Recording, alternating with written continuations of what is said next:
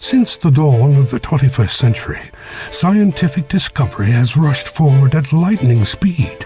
Genetics, physics, computerized technology, robotics, virtual reality. Join Derek and Sharon Gilbert as they uncover the truths behind this ultimate scientific deception. Welcome to Sci Friday. Robotics and artificial intelligence, they are aspects of... Welcome to Sci Friday. I'm Derek Gilbert. I am Sharon Gilbert, and we want to welcome you into our home. And if you hear in the background a little bit of noise, Derek is going to try to remove it in post, but our friend Jack is mowing the lawn. Yes, this is part of the joy of homeownership and working from a home studio at the same time. Homeownership with a really big yard. Yeah. Well, we're blessed with a wonderful retired fellow who lives in the area who, for the last several years, has been gracious enough to mow our lawn for us, which saves us a lot of time, and he's a hoot to have around. So, I love talking to Jack. He's so much fun. So anyway, that's what's going on. If you hear it, he just stopped. I bet he's getting to pull into the right back here, which means he'll be louder than ever. But Derek is a plug-in that he's going to be able to do that, so you can just forget That's other science, yes. Audio science. Sorry, had to cough. So anyway, today we're going to talk, as Derek sort of teased, Terminator science. Yes. Tom Horn has used the acronym GRIN. I think grain makes more sense, but genetics, robotics, artificial intelligence, and nanotechnology, grain, I agree. Makes sense. But which is ironic, considering Inanna is in charge of the world right now, and you've heard me talk about Inanna. Derek has as well. She's a grain goddess.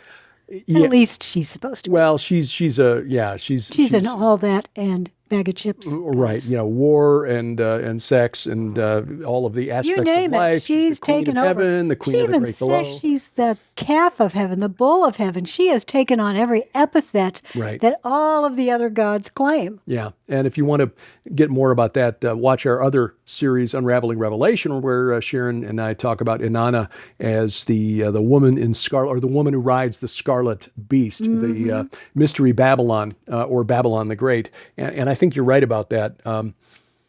The seven heads on the beast are supernatural entities. So anyway, they are. But the World Economic Forum has been talking for some time now about something that we've discussed for a while. Tom Horn, again, sort of led the charge in trying to awaken Christians to the concept of transhumanism. He's led the charge on a lot of things. Well, yes. And he produced the documentary from Skywatch Films, available at skywatchfilms.com, called Inhuman, the Next and Final Phase of Man is Here. Our good friend Gans Shimura did the editing on that one, and it won a Telly Award. I narrated it. And you narrated it, right. So it was really the first Christian look, as far as I know, in documentary form at the transhumanist movement, and what it portends for us and how it would fit into end times prophecy. But the World Economic Forum, they just kind of rebranded it as the Fourth Industrial Revolution. That's an interesting way to put it, because it makes it sound, it links it back to the idea of mankind taming the world through industry, which is what happened in the late 18th, early 19th century. We had the big industrial revolution. And of course, there were the Luddites that didn't want steam power.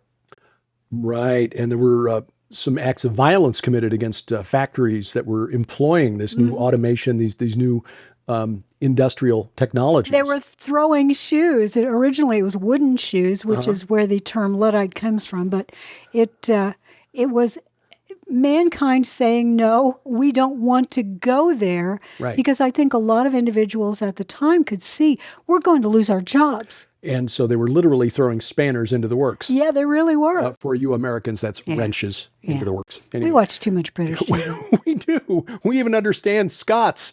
It's frightening, isn't it? It is. Oh.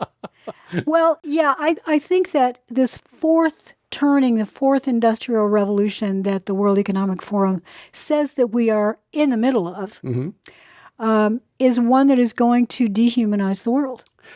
It is moving in that direction. Now, the promise, of course, is that this will free us up as humans, free us humans to pursue more creative endeavors. What, taking drugs? That's what's really going to happen, because I know, most of us are lazy, and self-included here. We're both so lazy. Yeah, without the stress of knowing that we got to meet a monthly mortgage and insurance payments and and food, putting food on the table. There are days when it would be easier to just sit back and say, okay, well, I'm just going to play a video game or something. Well, I think most people are that way. Most people are that way. Most of us will only do what we need to do. We'll only work to our utmost when there is a compelling personal reason to do it. Well, what if I get all insulted that you tell me I have to work? Well, in today's world, you file a complaint with the Civil Rights Commission and the government sends you a check. Yeah. But that is what will dehumanize us. We were created to work. Yes. When God put Adam and Eve out of the garden, he said, look, you're going to have to earn your bread by the sweat of your brow. The ground will bring forth briars and brambles rather than just giving freely of its produce, which was the case in Eden.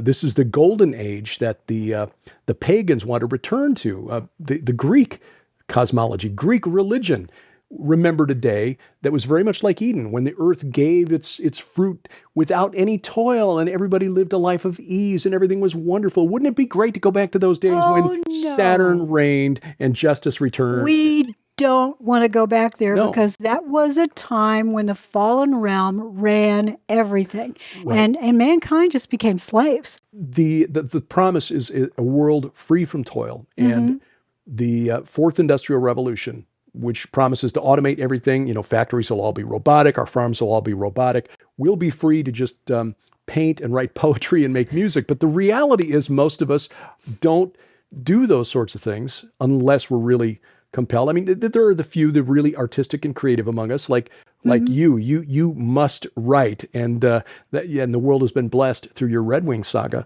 But most people don't pursue those sorts of artistic, creative endeavors. When we've got free time on our hands, we tend to pursue leisure and pleasure, and we wind up, frankly, pleasuring ourselves to death. Well, here's the thing. As I said earlier, I think we'll just take drugs. But by that, I don't simply mean pharmaceuticals or street drugs.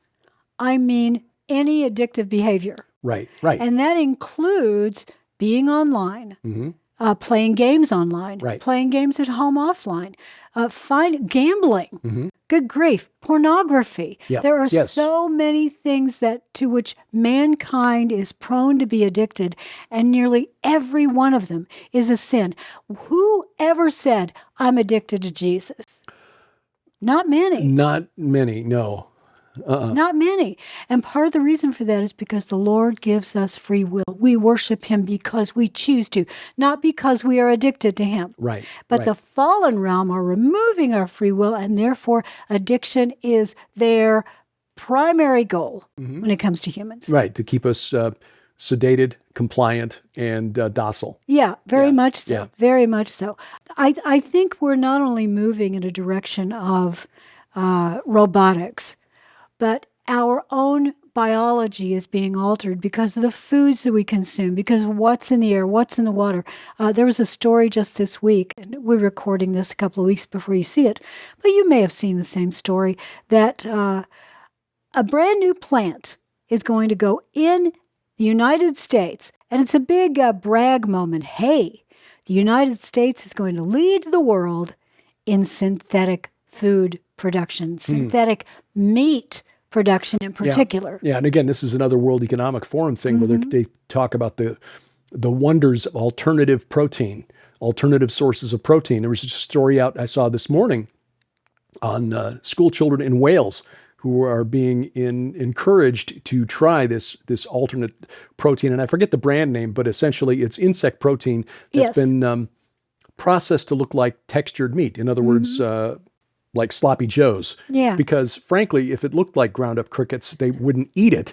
But if you make it look like ground beef, well, that's fine. Why not just give them ground beef? Oh, we can't do that because cows produce methane, and that's a greenhouse gas, et cetera, et cetera. But recent studies also show that especially growing children who are put on a primarily and in some cases solely a vegetarian program, they are less healthy. Right. They are less robust. And that just because, hey, look, before the flood, I will agree that before the flood, the Lord had us all eating grains and veggies.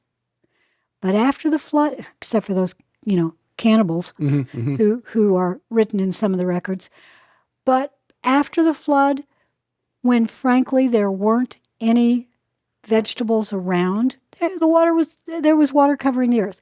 So Noah, it was going to be a while before the seeds that he'd probably saved were going to be something that he could plant a garden again.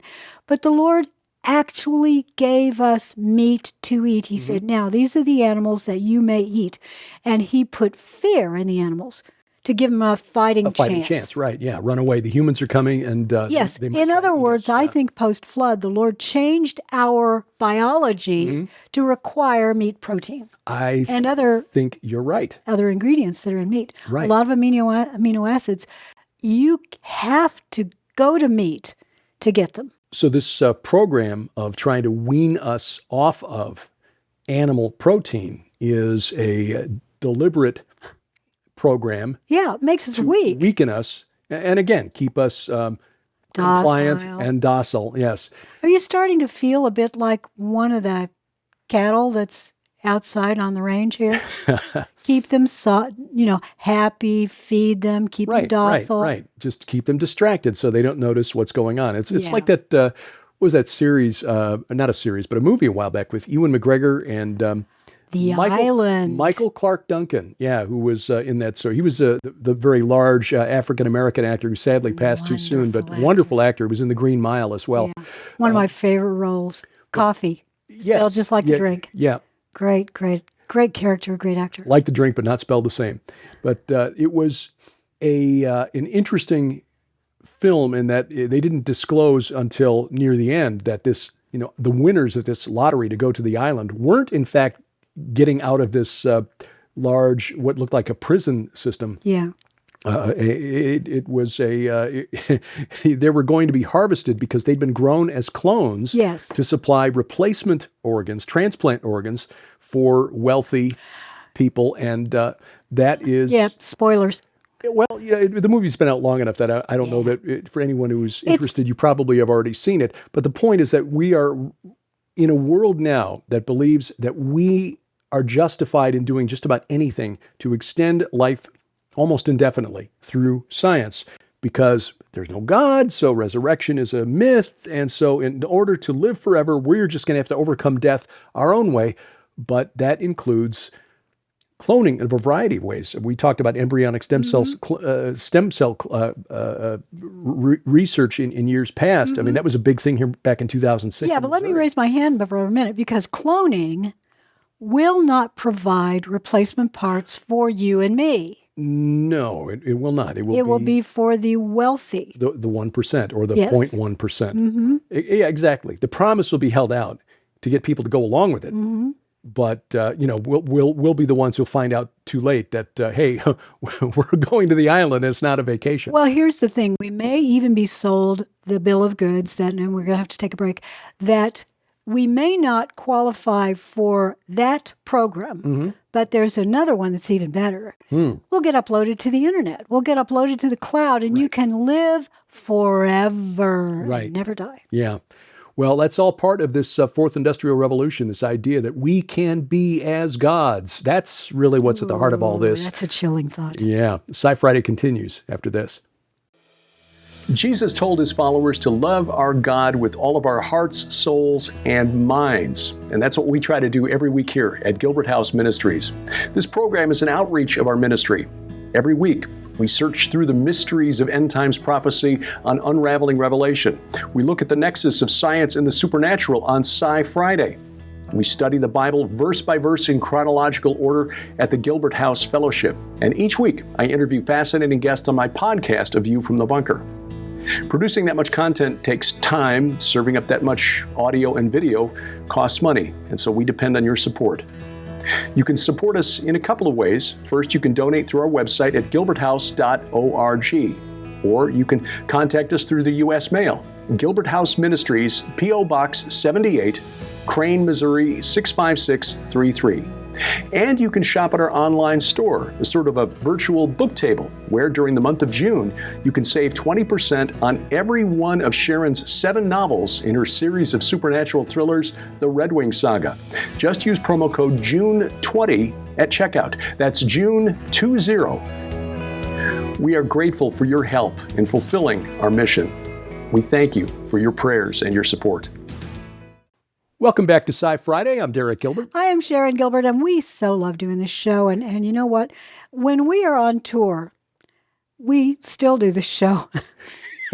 we give, oftentimes there are talks in the evenings, and when we're on site, you will do many, many talks. And our guest, Zev Porat, who's going to go to Israel with us in March of next year, he also gives lots of talks. Oh, yeah. His presentations in 2019, when he showed us, based on his research, the actual location of the crucifixion of Jesus and the burial tomb, both of which are on the Mount of Olives, and I cited Zev in my book, The Second Coming of Saturn, because the connection between the Mount of Olives and Mount Hermon is startling. It is. But yeah, he will be with us, and he'll show you that. Join us, because the view from the Mount of Olives to the Temple Mount is especially significant when you understand the prophetic future that lies ahead. Spectacular. It is so good. So plan on going with us next March in 2023 to Israel. Go to skywatchinisrael.com. That's skywatchinisrael.com. We're also going to Turkey. And by the way, just this morning, it was announced that, and again, this is probably 2 weeks in your past, but just this morning, Turkey announced that you do not have to have a negative COVID test or a vaccine. That's been in place for a while, but no longer do you have to test to enter their country. That is wonderful. Now, I think to get back home at this point, you have to take a test. Yeah, but not to get into Turkey. Well, let's hope that by October that'll be dropped too. But at least the travel now is much, much easier than it was over the past couple of years. The world is opening up again, praise God. And Turkey is much more biblically important than we've been taught. Abraham came from there. I know we've been taught he came from Southeast Iraq.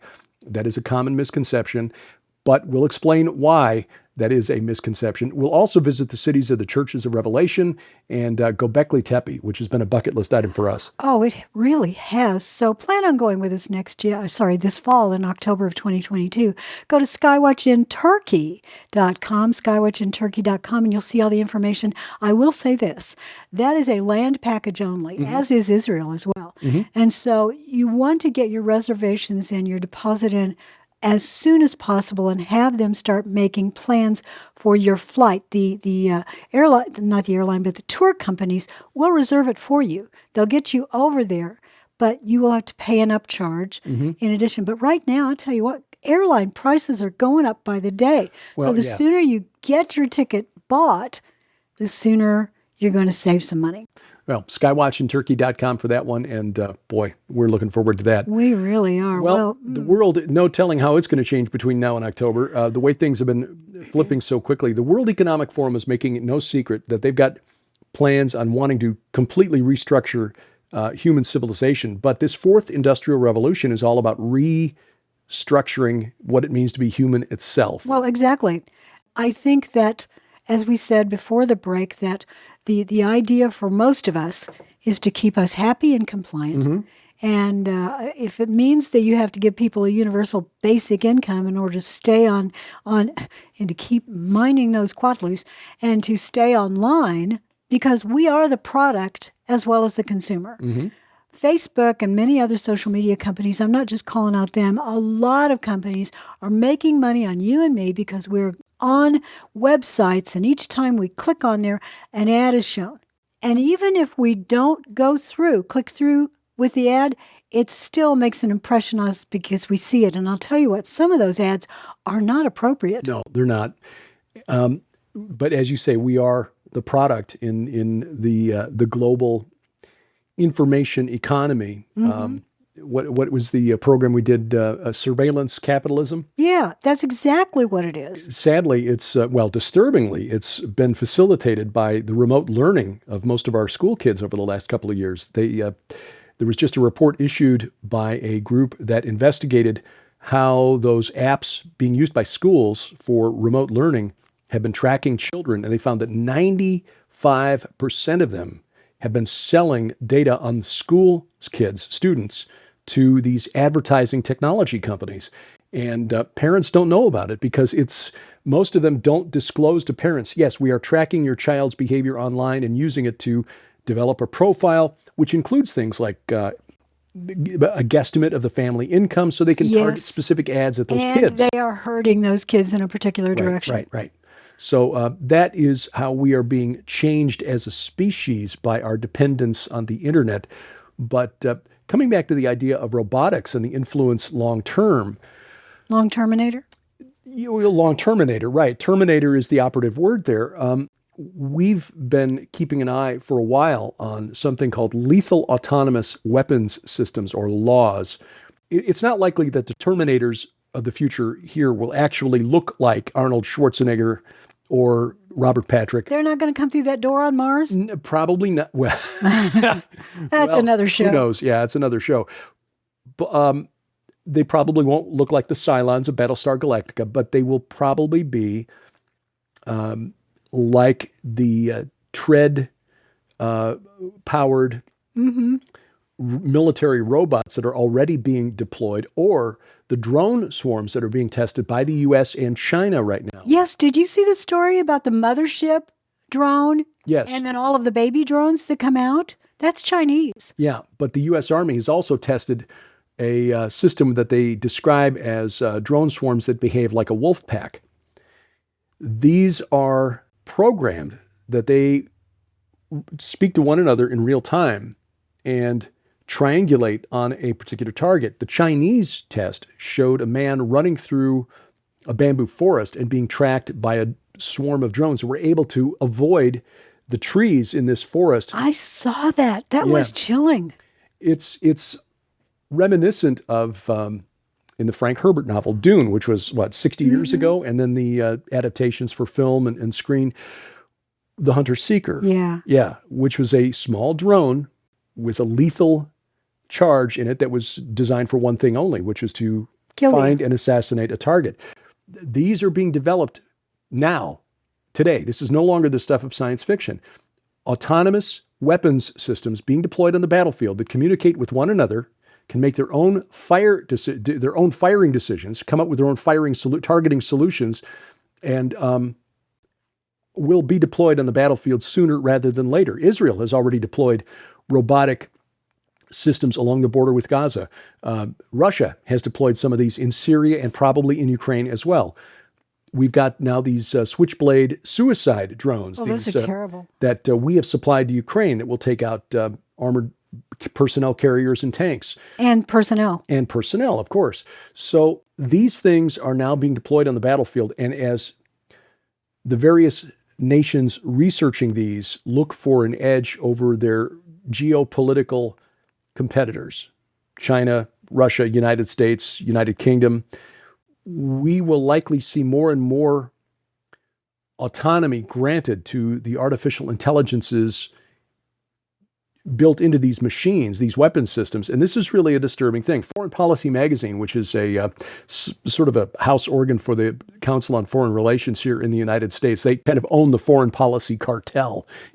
They dictate foreign policy to our bureaucrats and our politicians. They dictate may be the word. They would say advise. Advise. Counsel. Yeah, dictate is probably closer to the truth. They published an article just within the last couple of months on why we need to regulate these lethal autonomous weapon systems. There are those inside government who are beginning to realize that these things could well pose an existential threat to humanity. It's not just science fiction anymore. And yet, we must develop them, because if we don't come up with one that can kill the enemy, the Chinese will come up with one that'll kill us first. And that's how you end up with pathogens that are just deadlier than anything else. Pathogens or Skynet. Yeah, Or in the Harlan Ellison story, the computer that designated itself I am. Yeah. So, yeah, these are disturbing times in which we live. But we are seeing technology, and the good news with the technology that conceivably fulfills elements of end times prophecy. For example, when Jesus appears in the clouds and every tribe, every nation sees him all at once. God can make that happen supernaturally. I have no doubt of that. But for skeptics who think that John was just an old man who was going senile. It's like, really? So how did he imagine a 5G video phone 2,000 years ago that could stream in real time an event that could be seen by everyone in the world at the same time? That is so true. Oh, well, yeah. So we're seeing a lot of these things. I mean, knowledge increasing, as the prophet Daniel wrote. These are prophetically significant times, and science is playing a big role in the fulfillment. Yes, a lot of it is being driven by military need. And a few years ago at the True Legends conference, I gave a talk on that very thing, and it was called I Am AI. And it was all about the various programs that most people have never heard of, and many people in government probably aren't aware of, that are going on in DARPA, but also in IARPA, which is the information and intelligence wing of that. And the IARPA kids, many of them are young. They're young to me. They, at the time, were building a scale model of the entire world. Now, by that I mean it's a virtual scale model of the entire world. It was an algorithm that would allow them to take every person, everything, every building, every opinion, and that data is available online. Right. And they wanted to build this synthetic world that would allow them to test certain scenarios. It's like the Palantir company developed by Peter, whose last name I'm forgetting, Peter Thiel. Yes. Co-founder of PayPal. Yes, that Palantir is from the Lord of the Rings. It's a seeing globe. And it analyzes the social media stream to try to extract data from it. But, this is really just a way of implementing the complicated mathematics of the character Harry Seldon from Isaac Asimov's Foundation trilogy. Oh, yeah. You've been watching that. Yeah. He developed in the story, this is a mathematician who developed a mathematical formula to predict the behavior of large groups of people. And that's exactly what they're trying to do. Yes. It's pre-crime. Pre-crime. It's Minority being done Report. now. Yeah. It's being done now. Yes. By researchers into artificial intelligence. It has, but let me just jump in really quickly because we got to go. And that is that this is not something as a believer that we should focus on and get all upset about, because we are to focus on the good things. Paul reminds us that we are to think about those things which are good and lovely and true.